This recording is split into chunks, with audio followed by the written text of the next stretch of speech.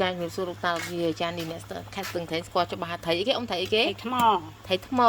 ចានេះ អាហ្នឹងគេភីភីថៃថ្មគេដាក់ គេភីភាត្រីថ្មគេស្លទាំង ទាំងអាច ទាំងអាចវាទាំងគ្រឿងក្នុងទាំងអស់ចានេះអូយ មានគល់កខៃតែង ហ្នឹងហើយគល់ខៃហ្នឹងហើយគល់ខៃម្ដេងលឹកក្រូចចានេះហើយគេដាក់ក្នុង តិចមកជូន7តុំ មកជូន7ទុំចឹងអ៊ំ ហើយមានជីគ្រប់មុខ ចាអូយ ជីអំបងជីអាណា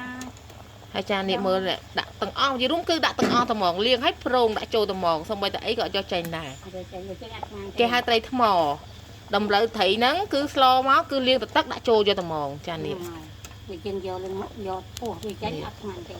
យកគ្រឿងក្នុងយកពោះវាចេញអត់ឆ្ងាញ់ទេហ្នឹងត្រីថ្មប្រចាំខេត្តស្ទឹងត្រែង